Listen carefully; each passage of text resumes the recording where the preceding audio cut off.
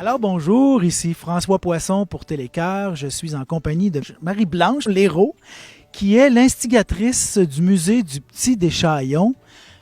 Vous allez nous en parler. Oui, ça, on a débuté en 95. On a fait l'inauguration en 96. Et c'est une volonté qu'on a eue de faire revivre le Petit Deschaillons, qui était le nom du train qui passait du Canadien national, là, qui passait à Parisville et puis qui tournait à Deschaillons, au bord du Saint-Laurent, puis qui faisait comment je dirais, le relais entre le train qui s'en allait à Québec à tous les matins et qui croisait à Villeroy. Donc c'est le Petit Deschaillons, mais on se trouve à Parisville. C'est ça, vous êtes à Parisville, une petite localité de la MRC de Bécancour, à 6 km du fleuve Saint-Laurent.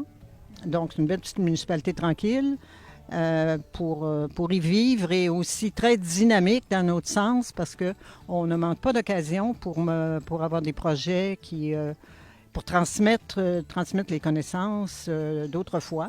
Parce qu'on sait que le train était, je dirais, une façon de vivre dans le temps.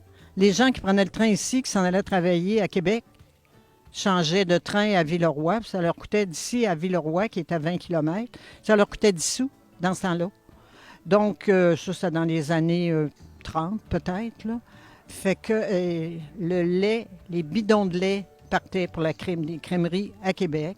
Les chevaux nous arrivaient de l'ouest dans le train. Les cultivateurs, les céréales s'en venaient par train.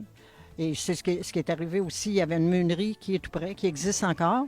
Donc, toutes les céréales arrivaient par train. La poste, tous les matins, le monsieur qui était responsable du courrier du secteur, des paroisses environnantes, il venait chercher les sacs de malle, comme on disait dans le temps ici.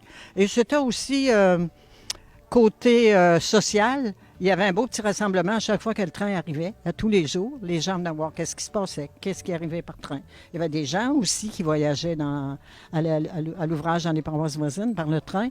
Donc, c'était le cœur. C'était le cœur de la vie des petites municipalités dans le temps. C'était leur seul moyen, je pense, d'avoir des nouvelles. Et puis, en tout cas, tout se passait par train.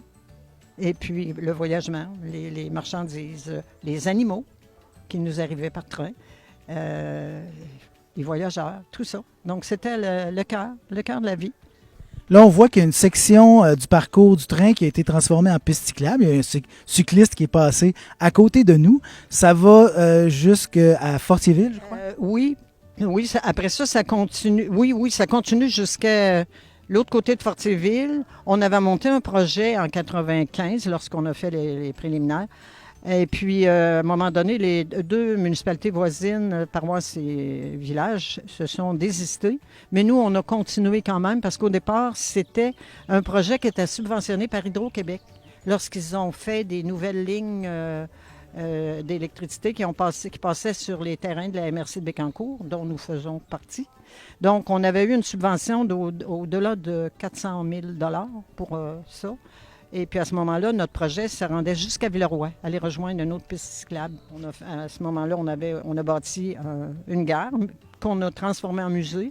Donc mon mari, Roland Lacaire, qui était maire dans le temps, donc il a fait beaucoup de recherches. Il y avait beaucoup de connaissances un petit peu partout.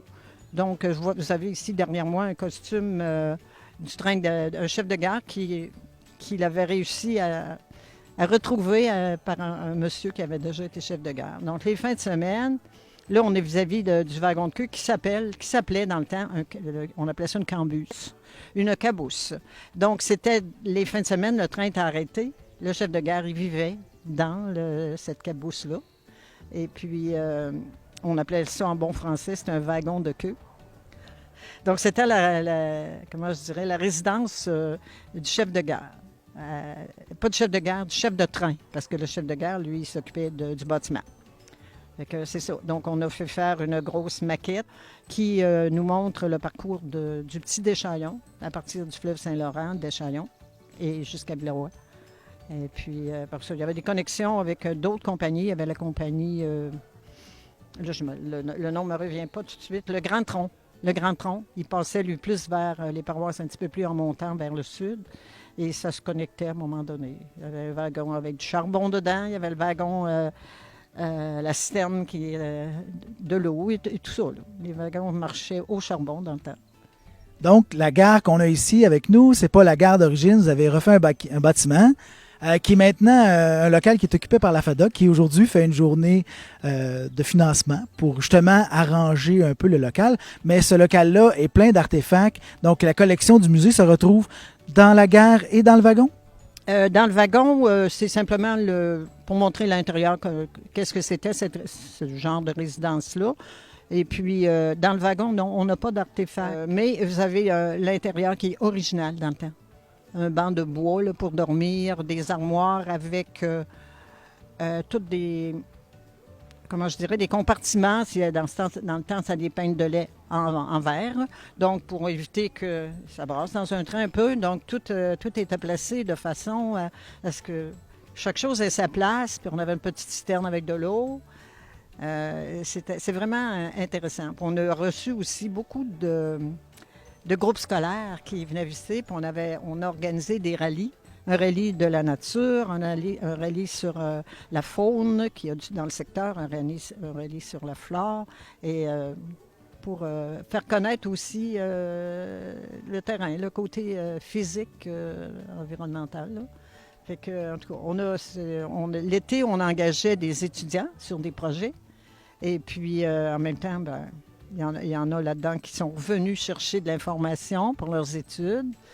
Et puis, même de côté primaire aussi, les élèves faisaient leur, comment on appelle ça, leur exposé oral, des fois. Là, pour eux autres, c'était nouveau. Parce que pour la jeunesse d'aujourd'hui, ils n'ont pas vu ça, là, les trains dans nos villages. Donc, et c'est le dernier train est venu en 1975, si je ne me trompe pas.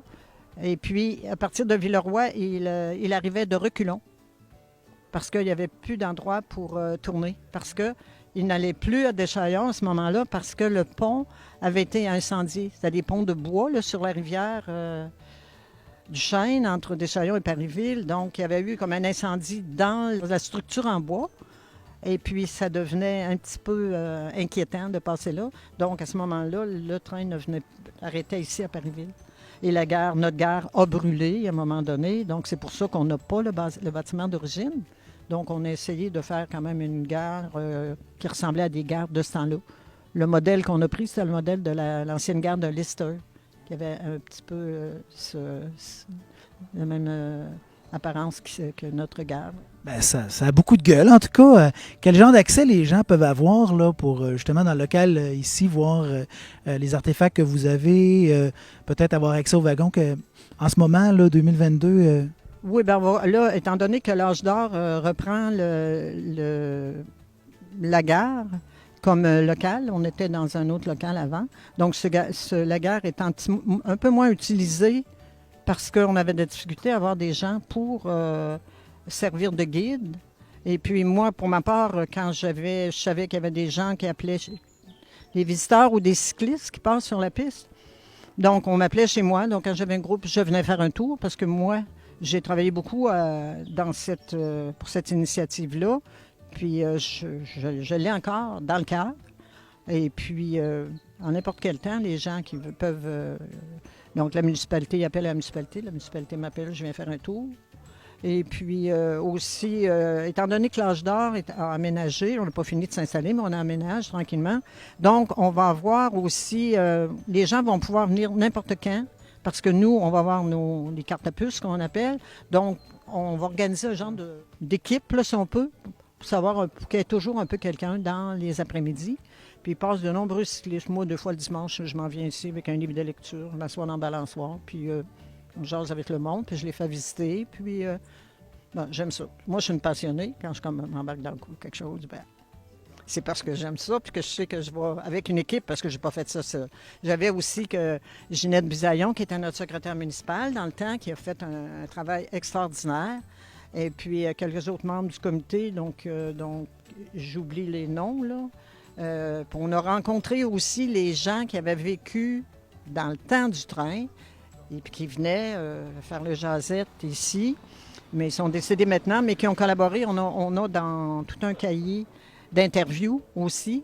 Et puis, on a trouvé des trésors historiques là-dedans. Et puis, on était content de transmettre ça aux jeunes, là, puis à la population en général. Puis, il y a beaucoup de nouvelles personnes qui arrivent aussi. Puis, Préserver la mémoire du passé.